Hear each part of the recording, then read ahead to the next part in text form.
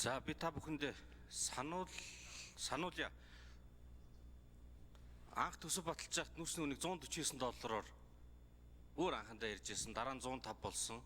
За тэгээд 80 70 гэд ингээд цаашдаа явах нь байна. Тэгэхээр энэ Монголд болоод олон улсад гол зах зээл хятадын дотоод мэдээлэлтэй хүмүүс зөндөө сануулсан. Яг тэр зураг руугаа л орж байгаа, бод байдал руу ирж байгаа гэдгийг нэгт хэлжмээр байна. Хоёрдугаарт нь бас нэг бод байдалтай очиж байгаа юм бол төсвийн зарлагыг бууруулъя. Янз бүрийн тоо явсан л да. 3.6 ингээ буулгах гэхээр зэрэг шоолоод инегээд исэн. Тэгээ явж байгаад 2.3 их найдаар зардал бууруулахаар шийдвэрлсэн. Одоо 1.9-оор дахиад асахаар энэ хоёрын чинь нийлбэр нь ингээ 4 их найд гараа авчиж байгаа. Энэ бас ингээд нөгөө бодит байдалтай нийцэж байна гэсэн үг. Тэгээд гуравт бас нэг сануулгах зүйл байна. Хил холбоотой төмөр зам үнэхээр чухал, маш том зүйл бид нар хийж чадсан. Тэрний дагуу орж ирсэн нүүрсний гэрээн дээр маш том дүнтэй их урт хугацаатай хөнгөлөлттэй үнэтэй зүйл орж ирнэ. За энэ хэмжээ нь Монголын нүүрсний экспортын 3.1-ээс илүү гарчих юм бол өөрөө өөрийнхөө үнийг унгаана.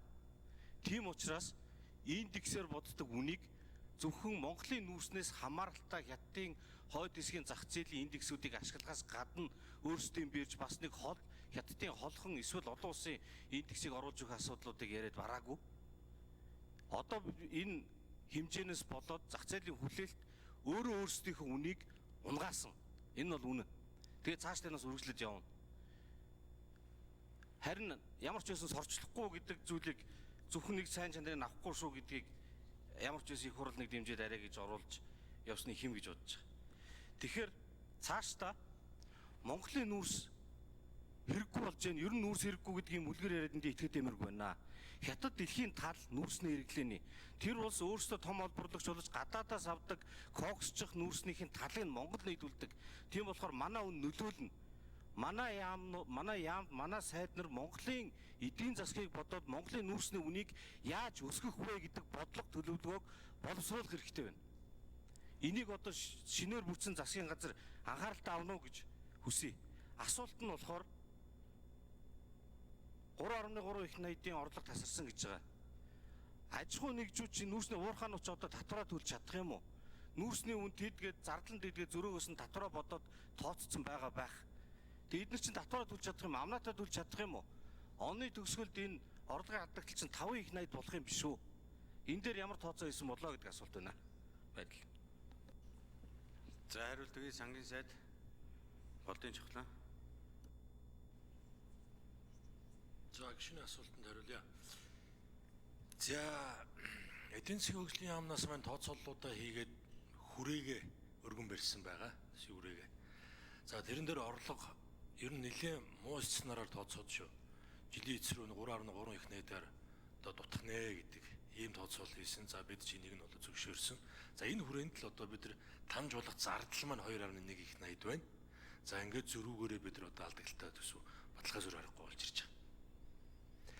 Тийм байгаа. За тэгвэл бас нэг бүр ингээд бүх юм ингээд энэгээр бас хязгаарлагдах гэж бас ойлгож болохгүй. За засгийн газар одоо хэмнэлт бас дахин хэмнэлт гэдэг горим руугаа шилжиж ажилланаа. За тийм учраас он дуустал одоо хэмнэж болох, таньж болох зардлуудаа мөн дахин одоо ямар боломжууд байна? Одоо сайд нар маань энэ дээр өөрөөсөө хичээгээд ингээд ажиллаад явна.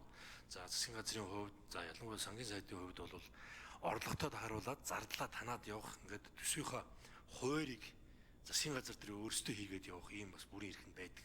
Тэр хүрээндээ бас бид одоо хичээж ажилланаа гэж бодлоо шүү нэ. За зол жаргал гишүүн тодруулжсгүй. За нэг хүсэлт хэлмээр байна. Дахиад хэлэхэд эрчим хүчний бай коксчих бай нүүрс ялангуяа энэ олон улсын эрсдэлтэй үед хэрэгтэй. Үн бол өндөр биш байгаа. Тэгтээ хэрэгтэй. Манай том хэрэглэгч гол хөршийн найдвартай ард тал байх нь Монголд ч хэрэгтэй, хөршид ч хэрэгтэй. Гэхдээ яаж өөрөө өөрийнхөө үнийг унгаахгүй байх вэ?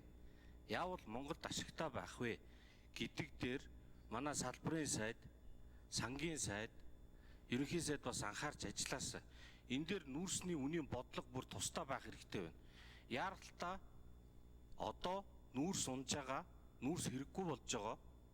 Тийм болохоор хідээр чамаагүй өг, бартардаа чамаагүй өг гэдэг ийм улс төрийн мессеж маш их өргөн сувгаар явсан. Ийм биш ээ. Хэмжээнд нь тааруулаад өөрийн хүчтэй бодлого хэрэгтэй. Үүнийг боловсруулж хэрэглээсэй гэж хүсэж байна. За үг хэллээ.